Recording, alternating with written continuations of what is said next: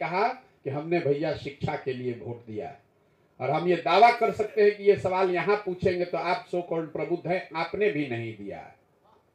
जो बात आप कह रहे थे कि बात पढ़ाई का कीजिएगा, घर जाइएगा तुरंत जात में उलझ जाइएगा, तुरंत हिंदू मुसलमान करने लगिएगा, तुरंत लालू को कैसे हराना है, मोदी को कैसे रोकना है, उस चक्कर में पड़ जाइएगा। जब तक हम और आप नहीं सुधरेंगे तब तक कोई भी बिहार को नहीं सुधार सकता है। आप उसको आंदोलन का नाम दे दीजिए, आप उसको क्रांति कह लीजिए। यहाँ जेपी के साथ काम किए हुए उनसे प्रभावित बहुत सारे लोग हैं। हम जेपी को बहुत जानने का दावा नहीं करते हैं, लेकिन मेरा आंदोलनों में और क्रांति में कोई यकीन नहीं है।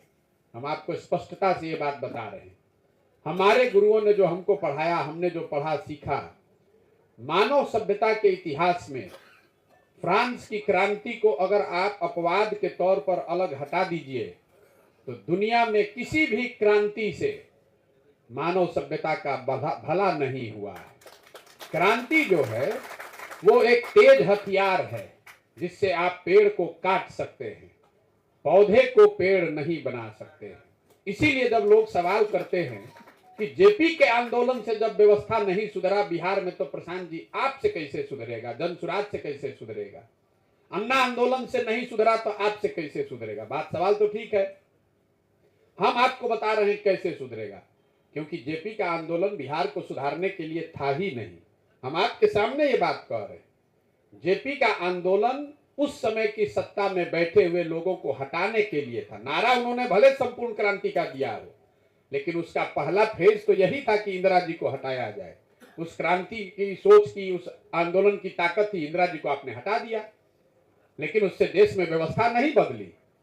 जो लोग चुनकर आए 3 वर्ष में सब लड़ मर के फिर वही कर लिया। कुछ लोग ये भी बताते हैं भैया जेपी के ही सब चेले लोग बिहार को चला रहे हैं, ये भी बिल्कुल सिरे से गलत बात है। जेपी का आंदोलन हुआ 75-77 के एरा में। लालू जी पहली बार मुख्यमंत्री बने 1990 में। ये कौन कहता है कि जेपी अगर जिंदा होते तो वो लालू जी को ही मुख्यमंत्री बनाते। तो ये कहना कि जेपी के आंदोलन से नहीं सुधरा इसलिए कोई प्रयास नहीं सफल हो सकता है, वो ठीक नहीं है। लेकिन मेरा खुद का आंदोलनों में यकीन नहीं है, इसीलिए हम आंदोलन नहीं कर रहे हैं। जन स्वराज कोई आंदोलन और क्रांति नहीं है। हम बहुत धीमी आंच पर खाना पकाने वाले लोग हैं। जब तक समाज नहीं सुधरेगा, जिसको आप समाज नीति कह रहे हैं, आपने उसको लोकतांत्रिक चरित्र का निर्माण शब्द का प्रयोग किया, जब तक लोगों को वो सुधारा नहीं, सिखाया नहीं जाएगा, तब तक ये सुधार होने वाला नहीं है। आपने गांधी और बोस की बात कही, मैं आपसे डिसएग्री कर रहा हूं। अभी हम कलकत्ता में बोल रहे थे, वहां पर एक बहुत बड़े विद्वान, उन्होंने गांधी के रेलेवेंस पर चर्चा की। मुझे बुलाया गया था इसलिए कि भाई गांधी की बात लेकर हम चल रहे हैं। उन्होंने कहा कि गांधी नहीं होते, गांधी के नेतृत्व में आजादी मिली, उससे क्या फायदा हुआ, ये गलत हो गया, वो गलत हो गया। हमारा ये कहना है कि ये बहस ही बेमानी है कि गांधी के वजह से आजादी मिली कि नहीं। गांधी नहीं रहते तो भी आजादी 10 वर्ष आगे या पीछे मिल ही जाती। गांधी का कंट्रीब्यूशन आजादी नहीं है, गांधी का कंट्रीब्यूशन वो चरित्र निर्माण है जिसके जरिए जब आजादी मिली तो आजादी बची हुई है।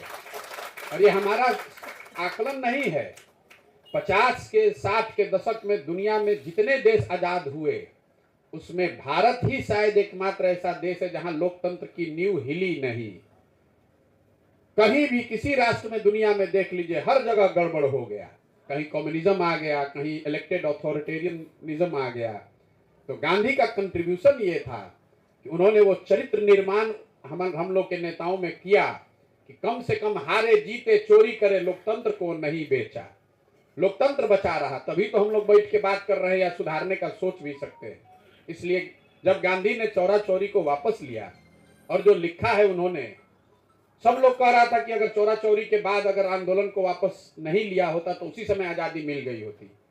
गांधी ने क्या कहा, जब 5 दिन के पेनेंस पर, प्रायश्चित पर गए, तो उन्होंने ये लिखा कि ये गलती हमारी है कि हमने समाज को तैयार ही नहीं किया था कि अहिंसा पर उसको अड़े रहना है। भले आजादी 30 वर्ष के बाद मिली, लेकिन वो आजादी बनी हुई है। सुभाष चंद्र बोस की जो आपने बात कही, हम भी सुभाष चंद्र बोस के बहुत बड़े फैन रहे हैं, लेकिन हमने एक किताब पढ़ी जिसका नाम है the parallel lives. Rudrangshu Mukherjee Bengal के आदमी, दिल्ली के वाइस चांसलर, उन्होंने एक किताब लिखी जिसमें जवाहरलाल नेहरू और सुभाष चंद्र बोस, जो दोनों समकालीन थे, एक ही उम्र के नेता थे, उन दोनों के लाइफ को उन्होंने एनालाइज किया है और ये निष्कर्ष निकालने का प्रयास किया है कि गांधी ने बोस और नेहरू में नेहरू को क्यों चुना। कहीं ना कहीं उस किताब को पढ़ने से आपको लगता है कि गांधी का डिसीजन सही था। अगर आप जिस जर्मनी की आप बात कर रहे हैं, आप कैसे नाजी राज को जस्टिफाई कीजिएगा? अगर बोस की बात मान ली जाए और जब वो हिटलर के लेफ्टिनेंट जनरल लोगों से मिल रहे थे और उनकी मदद से आप भारत को आजाद करा लेते तो 47 के बजाय मान लीजिए 42 में मिल गया होता। लेकिन हम लोगों ने देखा कि जर्मन्स ने क्या किया अपने लोगों के साथ। दूसरों की छोड़ दीजिए कि उन्होंने जूस के साथ क्या किया, उन्होंने अपने लोगों को, सबसे ज्यादा तो जर्मन लोग मारे गए। 5 लाख लोग, 5 लाख परिवारों ने अपना बच्चा खोया। इसलिए मुझे लगता है कि इतनी जल्दी गांधी को राइट ऑफ न किया जाए। कम से कम मैं इतना जो समझता हूं, हम जब 12वीं क्लास में पढ़ते थे तो हम गांधी के बहुत बड़े क्रिटिक थे। हम साइंस कॉलेज में मेरा एडमिशन था। मेरे पिताजी बक्सर में उस समय डॉक्टर थे, सिविल सर्जन थे। तो वहां से हम लोग ट्रेन पकड़कर साइंस कॉलेज में आते थे, पटना आना होता था। और आप ही के नेता जॉर्ज फर्नांडिस ने उस समय एक ट्रेन चलाया था जिसका नाम श्रमजीवी है, अभी भी चलती है वो गाड़ी। 400 किलोमीटर का उस पर प्रतिबंध था, टिकट नहीं मिलता था, 400 किलोमीटर से कम का टिकट नहीं मिलता था। तो हम लोग 118 किलोमीटर दूर थे तो टिकट तो मिलता नहीं था, तो बिना टिकट के ही उस पर से चढ़कर आना पड़ता था पटना। तो रेलवे स्टेशन पर किसी ने मुझे दिखाया गांधी का लिखा हुआ कि ब्रिटिशर्स को हम ये बताएंगे कि अगर टिकट लेस ट्रेन यात्रा रोकनी है तो जनता को ये कह दिया जाए कि जब तक जनता टिकट नहीं लेगी तब तक ट्रेन नहीं चलेगा। तो हम 12वीं क्लास में पढ़ते थे, सोचते थे कि कैसा बेवकूफ आदमी था भाई, हमारे जैसा आदमी तो कभी टिकट नहीं खरीदेगा, ट्रेन कभी चलेगा ही नहीं।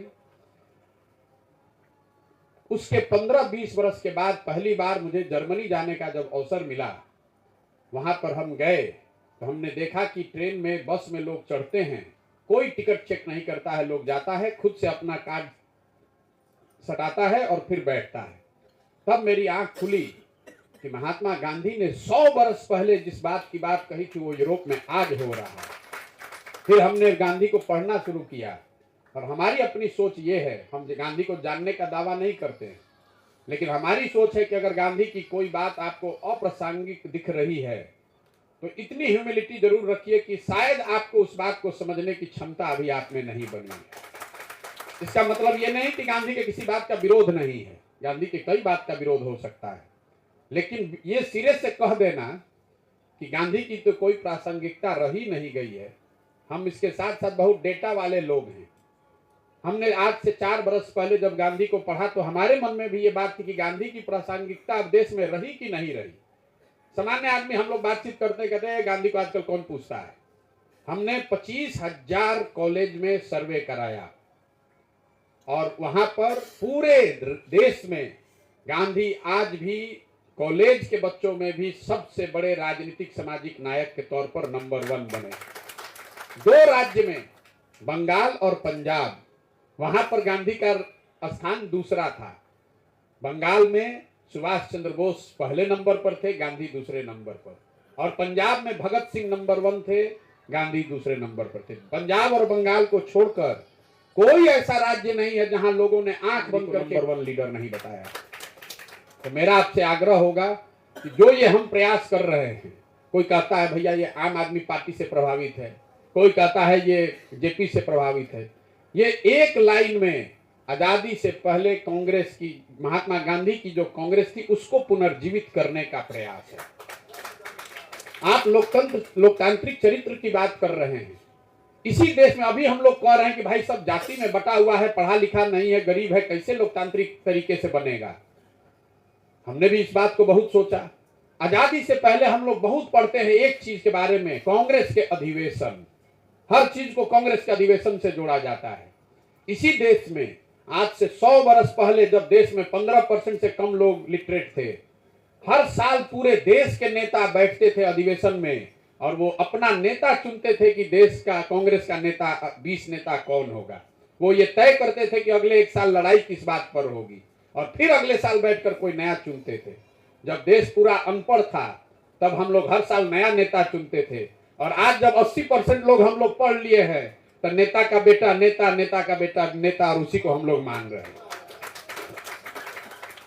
वही कांग्रेस है, सोनिया गांधी 30 वर्ष उसकी अध्यक्ष हैं। लालू जी रहेंगे, उनके बाद उनका बेटा रहेगा। नीतीश जी का बेटा नहीं रहेगा तो भी उस दल में वही रहेगा जिसको नीतीश चाहेंगे। लेकिन गांधी की खूबसूरती ये थी कि सुभाष चंद्र बोस भी उनके सामने खड़े होकर जीत सकते थे और गांधी ने उसको ऑब्जेक्ट नहीं किया। गांधी अगर चाहते, आप तो जानते हैं इस बात को, ऐसा नहीं है हम लोग किताब में पढ़ते हैं कि बोस जीत गए गांधी के विरोध के बाद, ऐसी बात नहीं है। 20 आदमी का CWC होता था उस समय, जैसे आज भी होता है। 20 में 19 लोगों ने, जो गांधी के समर्थक थे, गांधी के मानने वाले थे, वो जीते। और उन्होंने कहा कि हम तब तक शपथ नहीं लेंगे जब तक गांधी हमें आशीर्वाद नहीं देंगे। लेकिन फिर भी गांधी ने बोस को जीतने का अवसर दिया। अगर गांधी नहीं चाहते तो नहीं हो सकता था। तो लोकतांत्रिक चरित्र का निर्माण के बजाय मैं कहता हूं पुनर्निर्माण होना चाहिए, क्योंकि वो देश में था पहले, ये व्यवस्था थी, उसी को पुनर्जीवित करने के लिए गांव गांव घूम रहे हैं। लोग कहता है भैया आप नेता नहीं बनिएगा तो कैसे होगा, बिना आपके तो नहीं होगा। अरे भाई, गांधी अपने पूरे जीवन में एक ही बार कांग्रेस के प्रेसिडेंट बने। अगर गांधी ही तय करते कि हम ही रहेंगे प्रेसिडेंट, तो हमने अपने सुभाष चंद्र बोस को देखा कहां होता है, हमने अपने पटेल को, नेहरू को जाना कहां होता है। ये लोकतांत्रिक व्यवस्था जो खत्म हो गई है उसकी वजह से परेशानी है। नेता का लड़का नेता होगा, नेता का लड़का नेता होगा। एक मैं आपको आंकड़ा दे रहा हूं बिहार का। जब मैं यहाँ जन सुराज में के सोच लेकर आया तो मैंने एक सूची बनवाई कि बिहार में कितने लोग, कौन कौन लोग सांसद विधायक पिछले 30 साल में बने हैं। वो सारी सूची को बनाने के बाद हमने पाया कि पिछले 30 वर्ष में बिहार में सिर्फ 1250 परिवार के लोग ही सांसद विधायक बने हैं।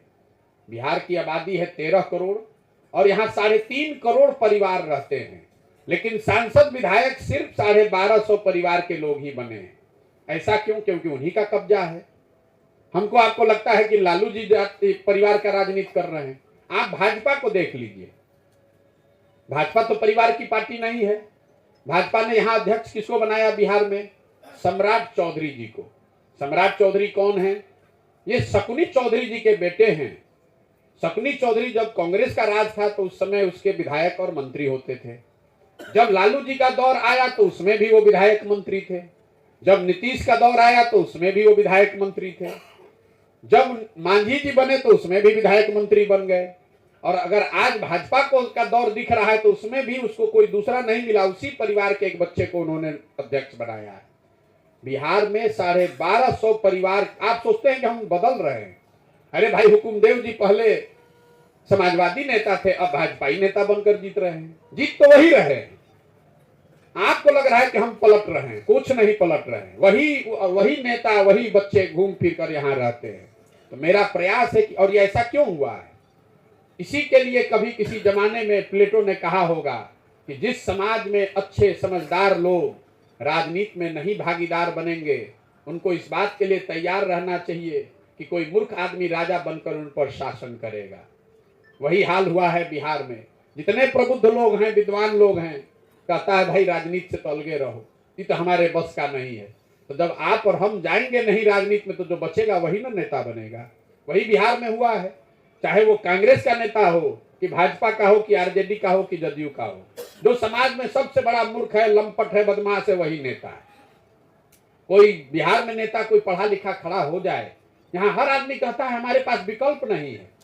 अगर कोई पढ़ा लिखा समझदार आदमी राजनीति करने चला आए तो आप और हम घर में बैठकर उस पर हंसते हैं। अरे तो अंग्रेजी बोल रहे हैं, क्या चलेंगे बिहार में? कोई अंग्रेजी में एक वाक्य बोल दे तो लोग हंसते हैं कि बिहार में नहीं चलेंगे। बिहार में जो शर्ट के ऊपर गंजी पहन ले वही जमीनी नेता है। जो गाली गलौज करे उसी को आप और हम जमीनी नेता मानते हैं कि नहीं, यही मजबूत नेता है, यही बिहार का कल्याण करेगा। और फिर जब मूर्ख को बनाने के बाद कहते हैं बड़ा मूर्खता है, कामें नहीं कर रहा है। अरे आप तो खोजे के समाज में सबसे बड़ा जो मूर्ख है उसको बैठाए हैं, तो फिर काहे दिमाग लगा रहे हैं कि वो मूर्खता कर रहा है? ये नहीं सुधर सकता है जब तक बिहार में लोग नहीं सुधरेंगे। मुझे ऐसा लगता है कि कहीं ना कहीं बिहार के लोगों की चेतना पर धूल पड़ गया है। मरा नहीं है। हम 14-15 महीना चलने के बाद ये दावा कर सकते हैं कि चेतना मरी नहीं है। अगर मरी होती तो इतनी बड़ी संख्या में लोग हमको कौन सुनने आ रहा? हम तो किसी का मदद नहीं करते हैं। धूल जरूर पड़ गया है। लोगों का विश्वास खत्म हो गया है कि इसको सुधारा जा सकता है। बहुत लोग हैं गांव देहात में जो कुछ करना चाहते हैं, लेकिन उसको लगता है अच्छा देखिए क्या होता है, अच्छा प्रशांत जी कर तो रहे हैं, हो पाए तो अच्छा ही है। बहुत अच्छा आपने कहा कि अगर हो पाए तो अच्छा है। इतने खुद लड़ाकू आदमी है, जीवन भर लड़े हैं, लेकिन इनको भी लग रहा है कि अगर हो जाए तो अच्छा है। ये नहीं कहा कि होगा ही होगा।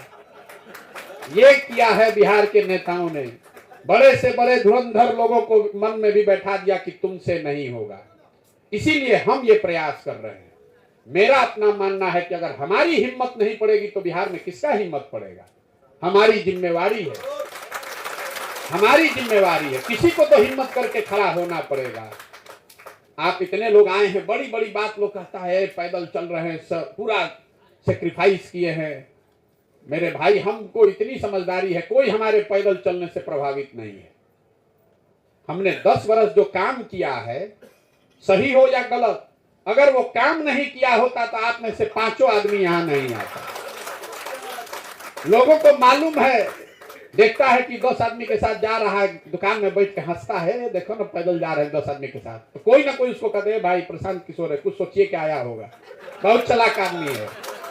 अगर कर रहा है तो जरूर सोच के आया होगा कि कैसे 10 आदमी के साथ घूमने के पीछे भी कोई इसका डिजाइन होगा। ये हमारी इतनी ही भूमिका है कि जो आपका विश्वास खत्म हो गया है, उस विश्वास को फिर से पैदा करें। जीतेंगे लोग अपनी ताकत से। हम इसीलिए कहते हैं कि हमको इसके नेता नहीं है तो दौले नहीं, तो हम इसके नेता कैसे हो सकते हैं। हम इसके नेता नहीं, हमारी भूमिका कुम्हार की है। कुम्हार कितना भी होशियार हो, अगर मिट्टी और चाक बढ़िया न हो तो घड़ा नहीं बन सकता है। हम जो पदयात्रा कर रहे हैं वो मिट्टी और चाक ढूंढ रहे हैं। बढ़िया मिट्टी मिलेगी, थोड़ा सा उसको सहारा देंगे, आप अपने आप वो घड़ा बन जाएगा। लोगों को इतना खाली विश्वास होना चाहिए कि हम चुनाव लड़ेंगे तो कहता है आके हमसे, भैया बहुत सब अच्छा काम कर रहे हैं लेकिन चुनाव कैसे लड़ेंगे, जीत नहीं पाएंगे। जैसे ही हम उसको कहते हैं भैया उसका चिंता मत कीजिए, चुनाव हम लड़ाएंगे, तो कहता तब ठीक है, तब हम आ जाते हैं। तुरंत समाज के लिए उसकी चिंता जग गई। हम अगर कह दें कि भैया चुनाव आपको लड़ना है, कहता ना ना भैया बड़ा दिक्कत है, तो क्या करें, डॉक्टरी करते हैं, ऐसे है, परिवार है, बच्चा है। जैसे ही हम कहते हैं सर सब काम ठीक है, आप खाली आइए ना, बाकी चिंता पैसा का, साधन का, चुनाव लड़ाने का, समीकरण का, प्रचार का सब हम पर छोड़िए, तो कहता है तब ठीक है, तुरंत चलिए, दम करेंगे। सच्चाई यही है, ये जीवन की कड़वी सच्चाई है। हमारा इतना ही योगदान है, इतना ही योगदान है। पैदल चलने से कुछ नहीं होने वाला है। पैदल दूसरा आदमी कोई चलता, बिहार में उसका कोई नोटिस भी लेता है, कितना साधु महात्मा घूम कर चले गए, कोई पूछ रहा है। बिहार की जनता बहुत चालाक है, बहुत समझ। यहाँ के लोगों को और कुछ समझ में आए तो नहीं, राजनीति खूब बढ़िया बुझाता है। बिहार में लोगों के पास रोजगार नहीं है, पढ़ाई नहीं है, पैसा नहीं है, खेती किसानी भी बढ़िया नहीं है, लेकिन 5 आदमी कहीं बैठता है, उसको राजनीति का खूब समझ है। आपको विश्वास नहीं होगा, हमको गांव में ऐसे लोग भी मिले हैं जो इजराइल और फिलिस्तीन की बात करते हैं। चाय पीने के लिए हम रुकते हैं, बताता भैया फिलिस्तीन में ऐसे होना चाहिए, इजराइल में ऐसे होना चाहिए। उसको उसकी समझ है। अपने बच्चे के शरीर पर कपड़ा कैसे होगा इसका समझ नहीं है। लेकिन बिहार के गांव गांव में लोगों को यह समझ है कि भैया यूक्रेन में क्या हो रहा है। ये राजनीति यहाँ हम लोग के यूपी बिहार में लोगों के खून में है। गुजरात में जैसे बच्चा पैदा होता है, उसको जन्म से ही पता है कि रुपया कैसे कमाना है, धंधे की उसको जानकारी है, वैसे यूपी बिहार में हम लोग के राजनीति खून में है, खाली उसको जमीन पर उतारने वाली बात। तो प्रयास कर रहे हैं। हमारा ऐसा मानना है कि इसको किया जा सकता है। 2-4 बरस समय लग सकता है, इसमें घबराने की कोई बात नहीं है। लेकिन आप ये निश्चित जानिए कि हम यहाँ आए हैं तो हम उन लोगों में से नहीं है कि जोश में आए और आके लग गए। तो लोग जो सोचते हैं वो उसका आधार भी है। भोजपुरी में एक कहावत है, बज के बूझना और बूझ के बजना। तो हम दूसरे कैटेगरी वाले, हमको पता नहीं मैथिली में इसको क्या कहा जाएगा। बूझने बूझ के ही बधे हैं। हमको ये पता है कि यहाँ जातिवाद है, इसलिए लोग आके रोज ज्ञान देता है भैया जाति से कैसे निपटिएगा। आप इतना हमको मूर्ख समझ रहे हैं, हमको सोचे नहीं होंगे कि जाति यहाँ है। अरे वो सब सोच समझ कर आए हैं कि ये कठिन काम है, ये समझ कर आए हैं कि भैया भाजपा को वोट कौन, लालू के डर से कौन देता है, मुसलमान यहाँ लालू को वोट देता ही देता, हमको नहीं देगा, ये सब समझ कर आए हैं। लेकिन इसके साथ साथ ये भी संकल्प लेकर आए हैं कि चाहे 2 बरस लगे कि 10 बरस, किए बगैर मानेंगे नहीं। एक बार अगर ठान लिया तो दुनिया में कोई डिगा नहीं सकता है। बीमार पड़ जाए वो अलग बात है, कोई किसी का ताकत नहीं है कि हमको डरा दे। यहाँ इसको करेंगे जरूर। इसलिए कि जो बात हमने कही, हमको ऐसा लगता है कि इस मिट्टी का कर्ज है हम पर। हम लोग तो यहीं से पले बढ़े, यहीं सरकारी स्कूल में गए, साइंस कॉलेज में एडमिशन हो गया तो लगा कि जीवन सुधर जाएगा, 20-25 हजार का नौकरी मिल जाएगा। आज 5,000 आदमी को हम नौकरी दिए हुए हैं। देश में 6 गो मुख्यमंत्री फोन करके हमसे पूछता है भैया कैसे करें, कैसे चलाएं। तो भगवान ने हमको बहुत दे दिया है। अगर हम नहीं ये प्रयास करेंगे तो बिहार में कौन प्रयास करेगा? इसलिए कर रहे हैं और घबराने की कोई बात नहीं है, बिल्कुल इसको किया जा सकता है। तमिलनाडु को तमिलनाडु के लोगों ने सुधारा, पंजाब को प्रताप सिंह कैरो ने सुधारा, तो बिहार में भी कोई सुधारने वाला पैदा होगा, हम हो चाहे आप हो। हम लोग आज प्रयास करें कि 30 वर्ष के बाद प्रयास करें, किसी न किसी बिहार के बच्चे को ही प्रयास करना पड़ेगा, इसलिए ये कर रहे हैं। अगर आपको ठीक लगे तो इसमें जुड़िए, लेकिन जुड़िए तो इसमें मेंबर बनने के लिए मत जुड़िए, हमारे पीछे बनने के लिए, जुड़ने के लिए दले नहीं तो जुड़िए। अन्य कहता भैया कैसे जुड़े? जुड़ना मन से है, जुड़ना चरित्र से है, ये संकल्प से है कि हमारे जीवन काल में हम लोग के बच्चों को बाहर मजदूरी करने नहीं जाना चाहिए। ये इतना अगर हम लोग हासिल कर लें तो जो बहुत बहुत बड़ी बात आदमी कहता है भैया भ्रष्टाचार खत्म कर दिए, कहां नहीं भ्रष्टाचार है, कम या ज्यादा हर जगह भ्रष्टाचार है।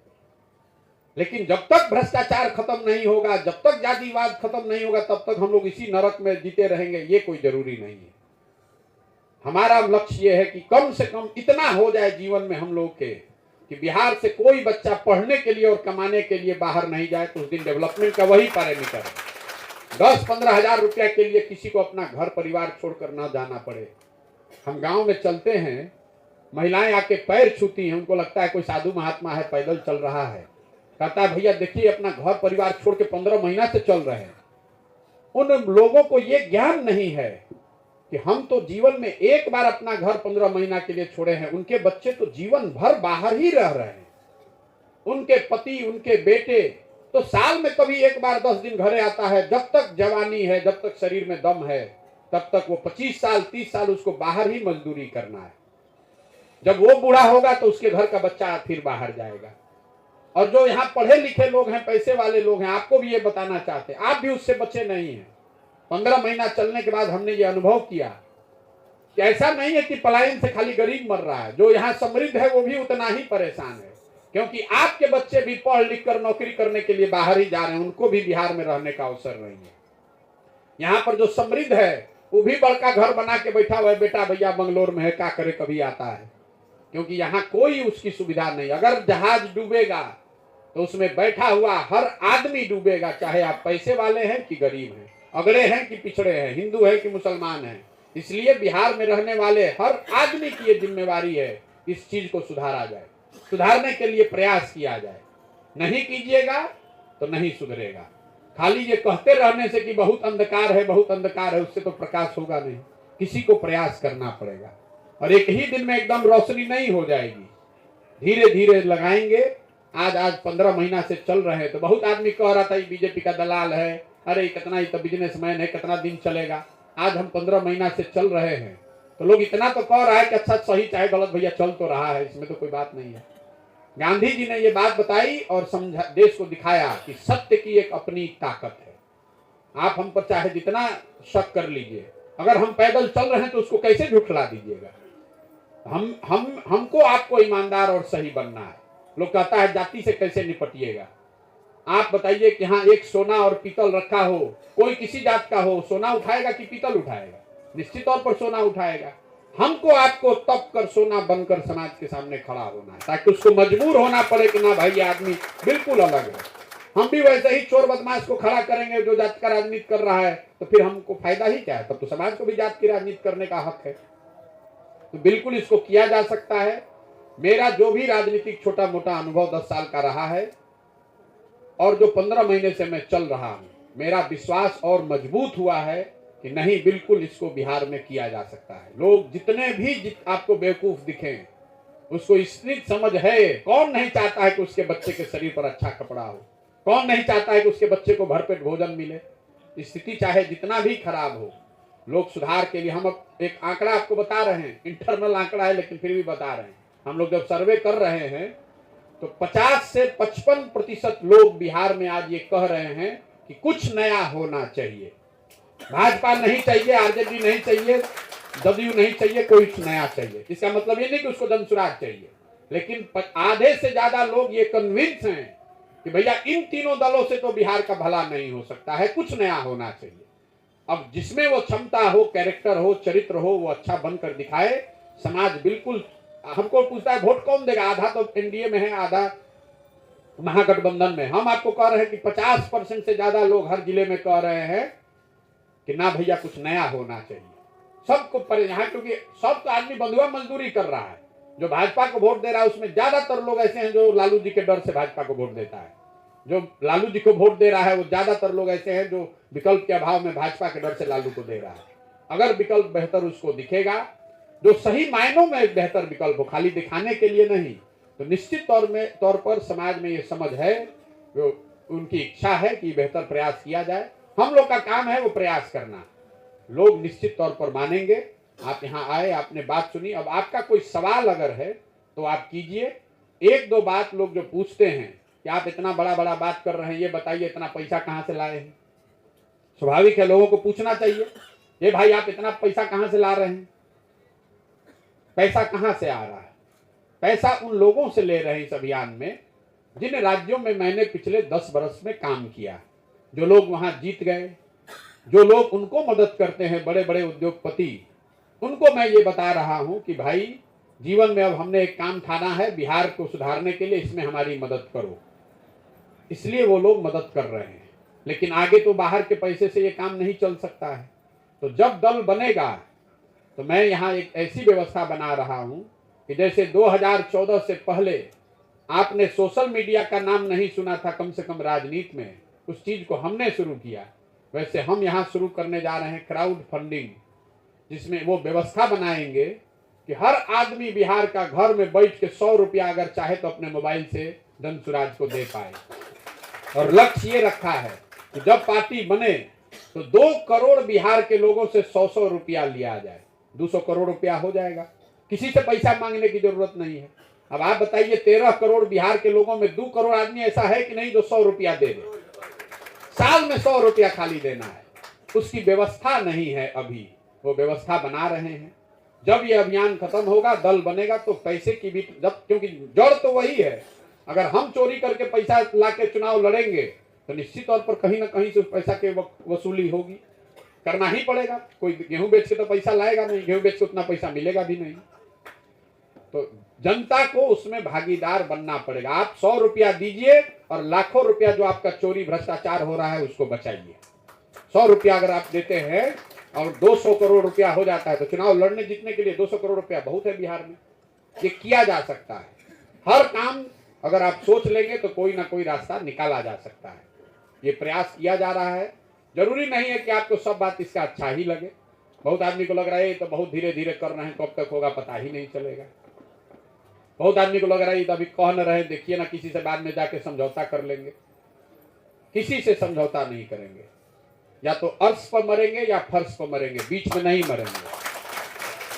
हमको अगर एमएलए बनना होता, हमको सरकार में जाना होता, तो उसके लिए इतना जीवन खपाने का क्या जरूरत है?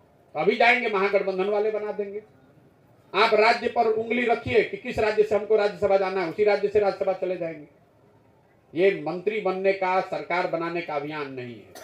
हमने अपने जीवन का 10 बरस निकाला है कि इसको ईमानदारी से समाज में सुधार करके दिखाएंगे। क्योंकि मेरा अपना मानना है कि अगर ये बिहार में हमने कर दिया तो ये कहानी बिहार तक नहीं रुकेगी। बिहार में जो फायदा होगा वो तो होगा ही। एक जो बहुत बड़ा इसका फायदा मैं देखता हूं, ये जो बिहारी कह के हम लोग को अपमानित किया जाता है, एक धारणा बन गई है बिहारी मतलब बेवकूफ, बिहारी मतलब जातिवाद, बिहारी मतलब गरीब। अगर बिहार के इसी जातिवादी व्यवस्था से, इसी गरीब अनपढ़ समाज ने वो राजनीतिक व्यवस्था बना ली जो देश में किसी ने नहीं बनाई है, तो बिहारियों का जो सम्मान है वो भी बहुत स्तर तक वापस लौटेगा, कोई हंस नहीं पाएगा। गांधी ने जब सत्याग्रह किया तो सत्याग्रह से आजादी नहीं मिली, चंपारण में किए गए सत्याग्रह से देश को ये विश्वास बना कि ये भी एक हथियार है जिससे अंग्रेजों को झुकाया जा सकता है। तब देश ने माना। अगर सत्याग्रह नहीं हुआ होता तो नॉन कोऑपरेशन मूवमेंट नहीं हो सकता, सिविल डिसोबीडियंस मूवमेंट नहीं हो सकता था। इसलिए इसको बिहार में करके दिखाना जरूरी है। अगर इसको बिहार में हम लोगों ने किया तो बिहार की आर्थिक, राजनीतिक, सामाजिक प्रतिष्ठा फिर से स्थापित किया जा सकता है। उतना बड़ा लक्ष्य लेकर आए हैं तो स्वाभाविक है एक दिन में नहीं होगा, 2 बरस, 4 बरस, 10 बरस मेहनत करना पड़ेगा, पसीना बहाना पड़ेगा। तो आप इसमें जुड़िए तब जब आपका उसमें भरोसा हो। और नहीं, अगर चुनाव लड़ने के लिए जुड़ रहे हैं तो पहले से कितना दल बिहार में है, बाप रे बाप, 4 गो 5 गो तो खाली चुनाव के समय में टेंट तंबू गाड़ के टिकट बांटता है, उसी में जाकर लड़िए। लेकिन अगर आपको सही मायने में लगता है कि जीवन में हमारी इच्छा थी कि बिहार में कोई अच्छा दल होता तो हम भी राजनीति करते, मैं आपको विश्वास दिला रहा हूं कि आप आइए, इसमें जुड़िए, इसको अपना दल बनाइए, इसके मालिक मुखिया बनिए। जरूरत पड़े तो प्रशांत किशोर की भी गर्दन पकड़िए, अगर हम गलती करें तो हमारी गर्दन भी पकड़िए। अगर वो जज्बा है तब इसमें जुड़िए। आना कार्यकर्ता बनना है तब भाजपा में, आरजेडी में जाइए, कांग्रेस में जाइए, वो पहले से बढ़िया दल है वो सब। आप यहाँ आए, आपने हमारी बात सुनी, अब आपके मन में कोई प्रश्न है तो कर सकते हैं।